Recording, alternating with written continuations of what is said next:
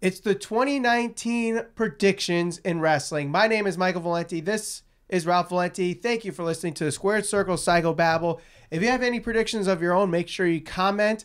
Also, like this video or episode if you think any of our predictions are going to happen as well. So each of us have come with 3 big predictions for the upcoming year in wrestling, whether it is WWE, All Elite Wrestling, New Japan Pro Wrestling, anything in wrestling. So we'll do our we'll go from 3 to 1 and go from there. So Ralph, your number 3 prediction happening in 2019.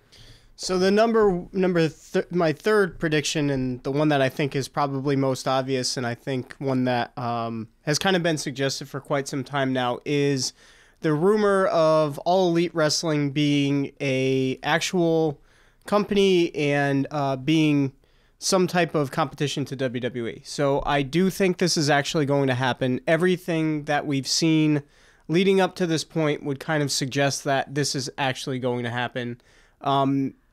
It's either actually happening or it's the biggest work in quite some time in the wrestling industry.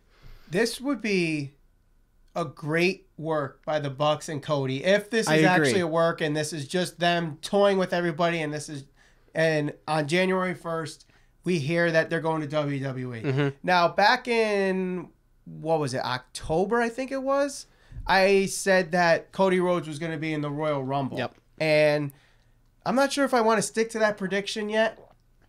Something tells me that it might happen. So are you one of the people who is under the impression that this is a work? You're one of the flat earthers. No, I'm not one of the flat earthers. I'm not one of the basement dwellers, mouth-breathing basement dwellers that think this is all a work. I do think it's going to happen. Yep. I do think All Elite Wrestling happens. The question is, when does it start? Because sure, it's great that they're doing a new wrestling company, but you can't just have 3 guys there or 4 guys there. Right. Kenny Omega is still with New Japan Pro Wrestling at least till the end of January. Marty Scurll is still with Ring of Honor till at least the end of March. Yep. Shinsuke Nakamura is a free agent. There's rumors speculating that Dolph Ziggler might be leaving WWE. If he does he jump to All Elite Wrestling, or does he do a stand-up comedy career? There's just so much in the balance of how All Elite Wrestling could build their roster. And there's just too many pieces that are missing. I do think it is happening, though. It's just, it may be a while before we actually see it. Yeah. It may actually be till 2020. They might build everything in 2019, but we might not actually see a All Elite Wrestling show until 2020. Now, speaking of the members of the Elite, my number 3 prediction is that Kenny Omega will not be with the Elite in 2019. He will not be a part of All Elite Wrestling. He will re-sign with New Japan Pro Wrestling. And what makes you think that? Well, first off, he just became the IWGP Heavyweight Champion back in July at Dominion, having one of the greatest matches of all time, if not the greatest match of all time, with Kazuchika Okada. He's having this feud right now with Hiroshi Tanahashi. You have everything with Jay White still that might lead to a match between those two. I know they already had a match last year, but they could have a rematch.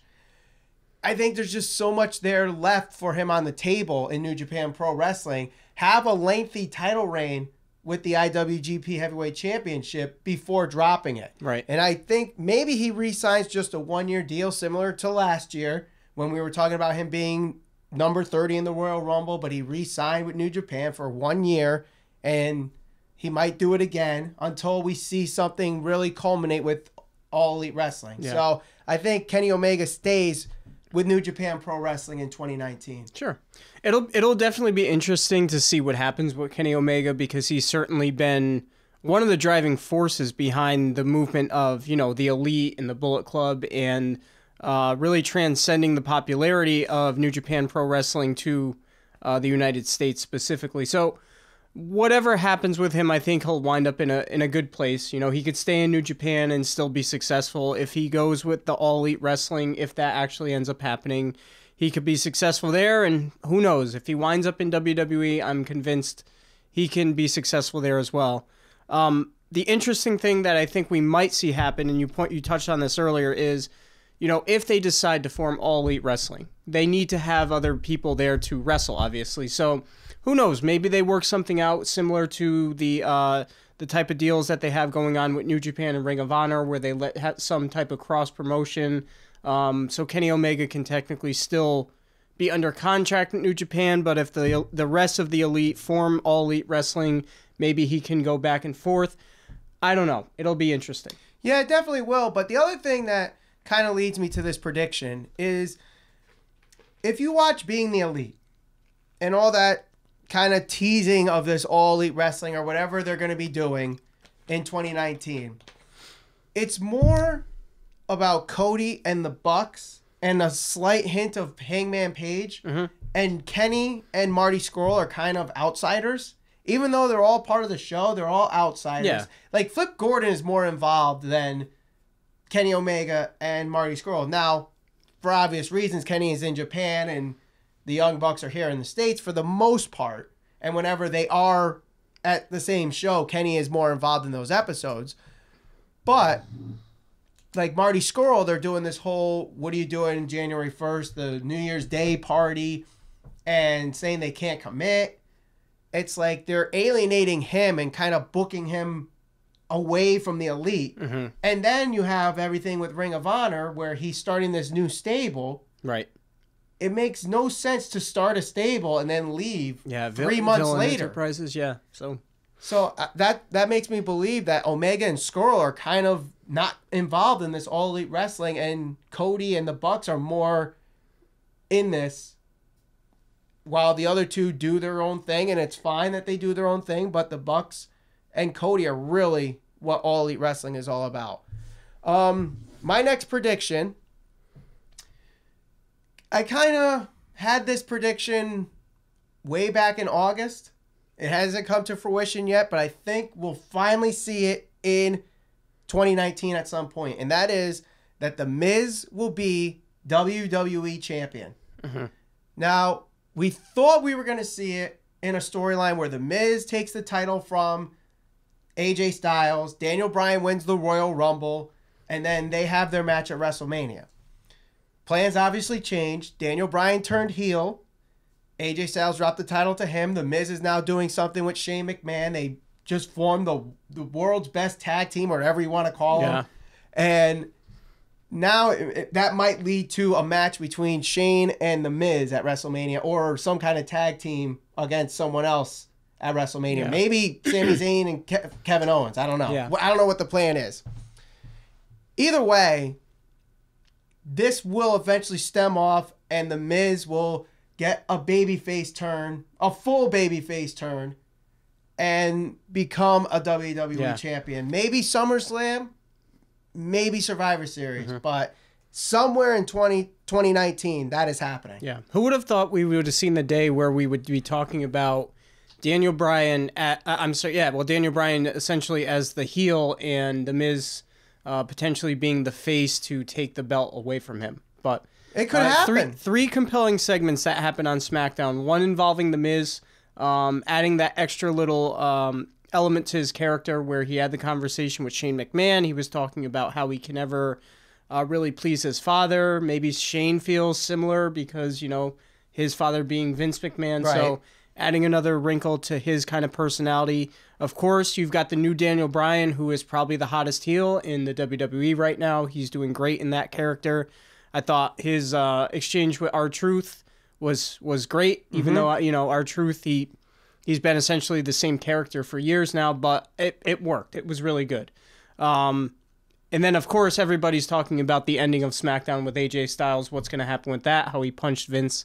Total ripoff of Being the Elite, by the way. No. We can talk about that next week, but if we want to go back, I distinctly remember Vince McMahon slapping, or at least yelling at Stone Cold and saying, I need the old Stone Cold back. So if anything... was during the invasion angle. Yes.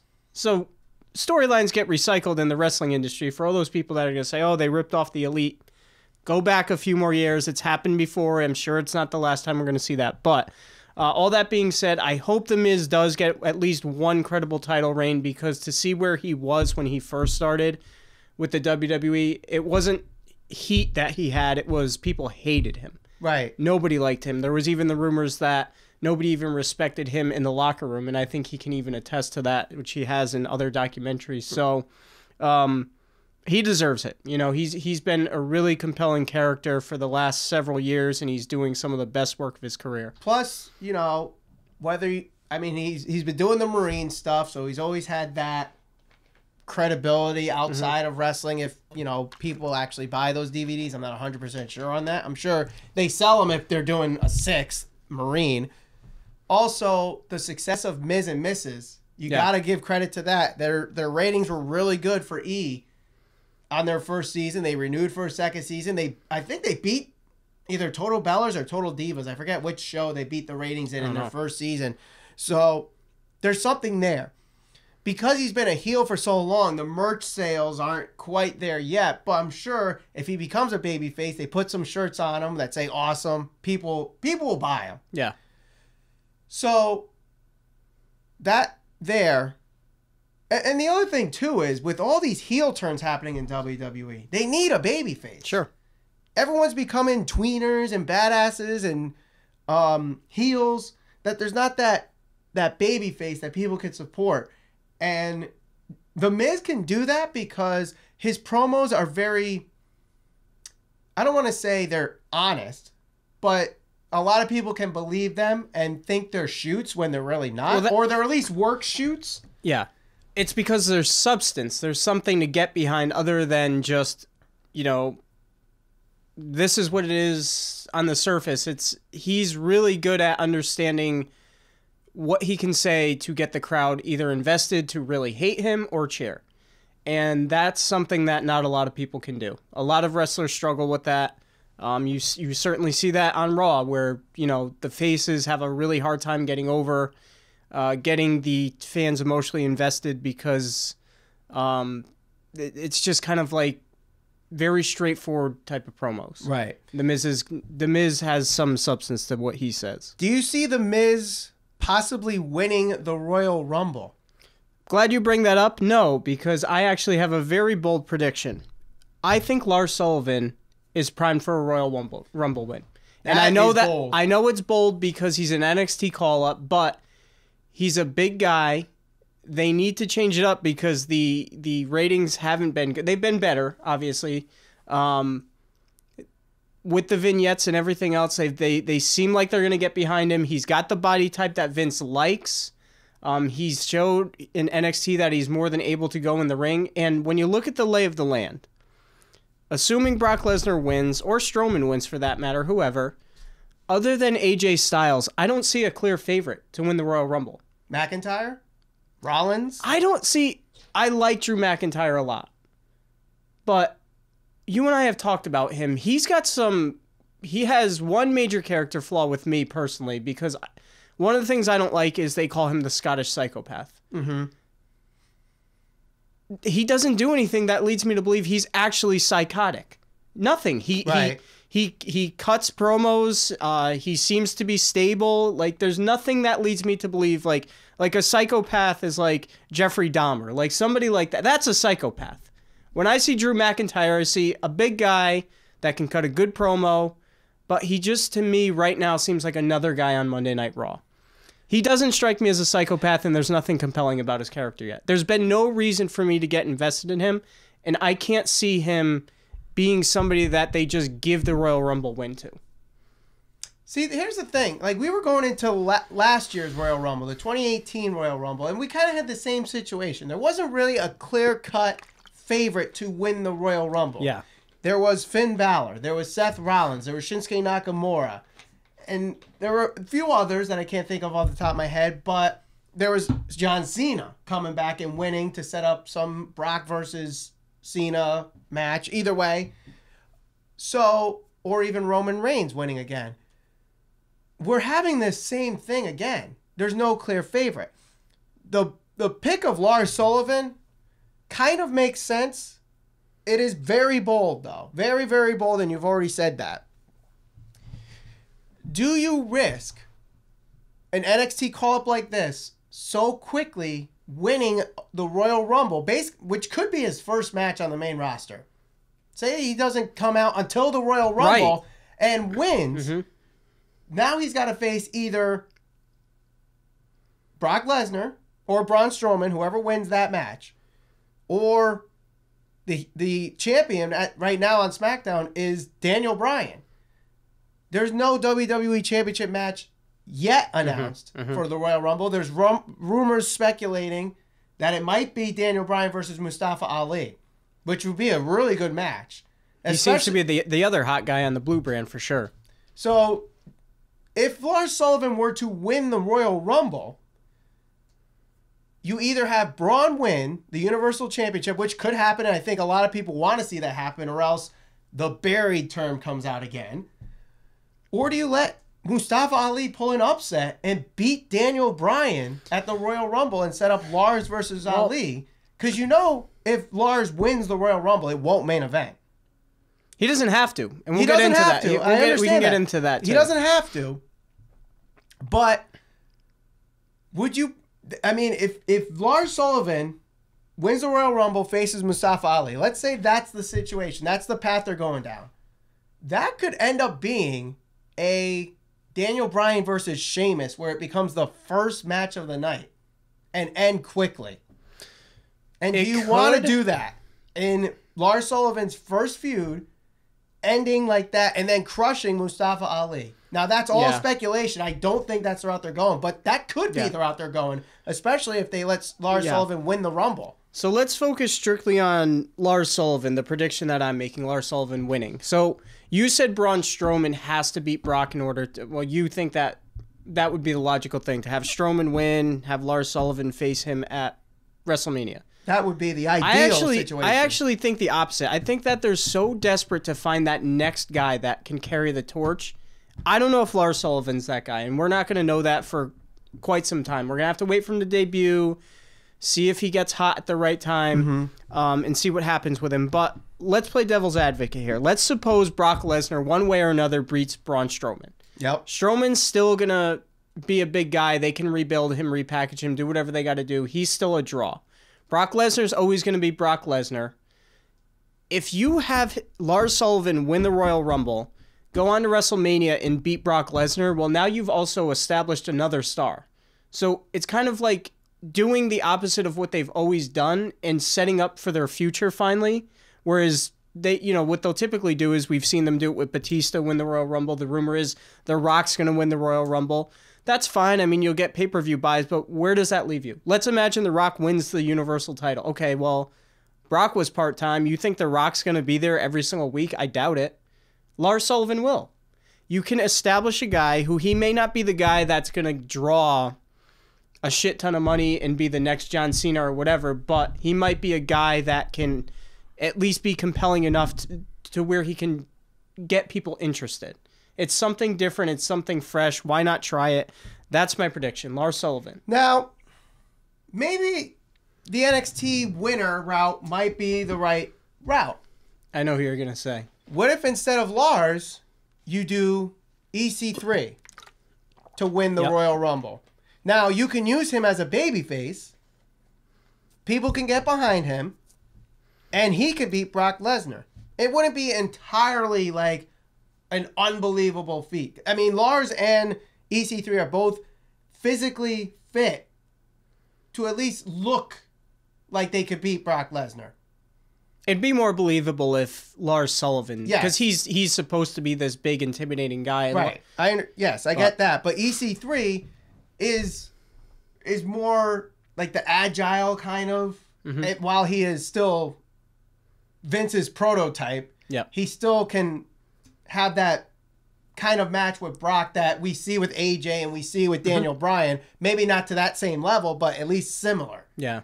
Whereas Lars and Brock would be more of a Andre versus Big John Studd kind of feel, where, yes, they're two big behemoths, but it's slow motion in the ring. Yeah. Yep.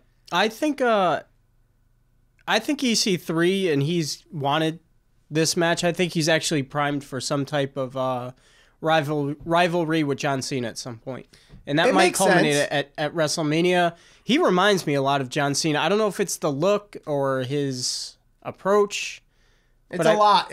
I don't know why. it. I don't know why, I but could he see does. it. I mean, personally, I'm not a fan of EC3. I think just the way he presents himself is a little too arrogant, and I think that I think that's the same way backstage, not just in ring and in front of the camera. I think he's kind of like that, in real life. At the very least, you feel something, which is a good thing, because that is what's missing with so many of the characters. At least on Monday Night Raw, they're just kind of guys that are, yes, they are all very good in the ring, but you need the fans to be emotionally invested to care about it. They can't be sitting on their hands. They can't be cheering. This is boring. So if you feel like, you hate EC3, at least you feel something. That's why guys like Roman Reigns and John Cena, I'll say it till I turn blue in the face, that's why those guys are important, because they're so polarizing that as long as you put somebody who's slightly over in the ring with them, it'll make for good TV. We saw a match with John Cena and Cesaro on Raw. I want to say that was probably like 2 or 3 years ago, maybe last year, or when he was whenever it was. It made for a good match because, Cesaro was somewhat over at that point. This was when Cena was doing the U.S. title open challenge. I believe, right? yeah, I believe so. So that was after WrestleMania 31, after he beat Rusev. Yeah, so Cesaro wasn't like he certainly wasn't where he's at now, like with his status with the bar and, getting all this respect for some of the great matches. I mean, he always had really good matches, but that really kind of helped solidify him, that match. That was a great match, but it helps that you have John Cena, who, it doesn't matter who you put in there. I think I remember Jack Swagger as the ECW champion wasn't insanely over, but people were cheering for him to beat Cena just because it was Cena. Right. I mean, that does help. So you're saying Lars Sullivan's going to win the Royal Rumble, but he doesn't have to be the main event. No. What's the main event then? I'm glad you asked. I think we all can predict what the main event is going to be, and I'm sure that's your prediction. If The Rock doesn't come back and face Brock Lesnar, and if that doesn't main event, I think WWE is really in a position now where they can book Becky versus Ronda and have that be your main event. Mm-hmm. The reason I say that is everything that's gone out throughout the year. There's been this big push for women's wrestling, which it's definitely panned out. Evolution was great. Time after time again, whether it's Charlotte or Becky or Ronda Rousey, whoever, they pick up the ball and run with it. I think you got to strike while the iron's hot. Becky Lynch being as over as she is, Ronda Rousey seems like she's certainly over with some fans, but she can be that polarizing figure. If she turns heel, that will certainly make the match even more compelling. They're slowly building towards something with either Ronda and Charlotte or Becky Lynch and Ronda. And that to me, that could certainly main event and be the first women's main event at WrestleMania, and I wouldn't have a problem with that at all. Now, this isn't a prediction that I have written down before the show recorded, but what if they do the 1994 Royal Rumble finish with Becky and Charlotte? That was when Bret Hart and Lex Luger both touched at the same time. Now, this won't end up with Vince McMahon blowing both his quads, because this would be pre-planned, predetermined how it was supposed to finish. And it leads to Becky versus Charlotte versus Ronda. I'm fine with that too. And I think that if they're going to do a women's main event for WrestleMania, this is the year. Strike while the iron's hot, while there's still interest. Becky Lynch, as long as they promote her right, she seems to be the most over person in the WWE right now. Why not? It makes a whole lot of sense. And if you do that, Becky, Charlotte, Ronda, what do you do with Asuka? I mean, because a lot of people would like to see, if it's Becky versus Ronda one-on-one, they want to see Charlotte Asuka rematch at WrestleMania 35. Yep. You could do both. That would be fine. That would really build the card up nicely. Yep. But if they make this a triple threat, there's a lot of people you could put in this situation against Asuka. You could make it a 6-pack challenge with some of the SmackDown people. Mm-hmm. You can have it one-on-one with Naomi. You could have it with Mandy Rose, Sonya Deville. They've been, their stock's been rising recently. Mm-hmm. Do you do it with Carmella, who never got her rematch for the SmackDown Women's Championship? There's a lot you could do there. Lacey Evans, if she comes up, does she automatically get put into the main or the title picture? Or Nikki Cross? That would be a very interesting. Very interesting. Or Shayna Baszler. Do you have Ember Moon move from Raw to SmackDown and have that match? We know they can have great matches. They've done so in NXT. They would deliver here at WrestleMania. Yeah. And it would be a great mid-card match. Mm-hmm. So I'm with you. I would definitely put at least Becky versus Ronda. I don't know if Ronda's quite ready yet for such a big moment like that, though. I'll tell you this much. If there's anybody who steps up. That's the thing. I don't know if anybody's really ready to main event WrestleMania. I mean, I'm sure Stone Cold and The Rock were ready, but no one's really like, okay, I'm ready. Let's do this. I mean, you're WrestleMania. That's a Super Bowl. Yeah. You can only be as prepared as you can. And Ronda has really delivered in her matches. She did some great storytelling on this past Raw. On the fly, didn't have to prepare like all her other matches. So basically, Natty was calling the match, and she did a really good job. Yep. I think Charlotte would really help in making this match really good, being the general in the match. Not saying that Becky or Ronda can't call a match, but Charlotte is the she seems to be the one that stands out most whenever she's in the matches. So right. And that's mostly because of her athletic gifts and also because she's a really good wrestler, but she's also the one that's willing to take some of the nastier bumps. Yes. That, whatever it may have been, the spear through the barricade when Becky dropped a leg in their previous match where off the ladder, that was a tough spot. The backflips off the top rope to the out. I mean, she does it a lot. Plus, when you think about this, if you're going to have the first ever women's main event at WrestleMania, yes, Ronda is the marquee name outside of wrestling. People know her from UFC. They know her from stuff in Entourage, and they've seen her in commercials. Yeah, they know the name. Cow. Becky Lynch is the most over wrestler right now. Truly deserves the spot. But Charlotte Flair has been the most consistent. Yeah. Since she's been called up to the main roster. Yes, I understand people feel like she's getting the Roman Reigns treatment and getting pushed and shoved down our throats. I don't think that's the case, though. I don't think that's the case anymore. I think people have turned the corner since she's dropped the title. Yes. Another thing I think, too, is if they decide to go the triple threat route, if they make it where Charlotte does end up winning the women's Royal Rumble, she chooses Ronda, right? Do the same thing you did with Daniel Bryan. Add Becky Lynch into that match like 3 weeks before WrestleMania and make it a triple threat, but make her earn it so people can get behind her. What they did with Daniel Bryan was he had to beat Triple H in the first match and then get into the match. Maybe what they do is have Becky face Nia Jax to start WrestleMania, and then she faces Charlotte and Ronda in the triple threat match. Something. The other thing you could do, maybe Charlotte takes the SmackDown Women's title from Asuka before WrestleMania. Becky wins the Royal Rumble and challenges both of them and unifies the titles. And don't forget, I mean, I don't know if it's going to happen at WrestleMania, but at some point we're going to have the women's tag team. Yep. So I think that will be the first time we see them crowned. Yeah. Which will probably be Sasha Banks and Bayley, and what a moment that would be. You have them winning the first women's tag team titles, and then you have Becky and Charlotte in the main event of WrestleMania.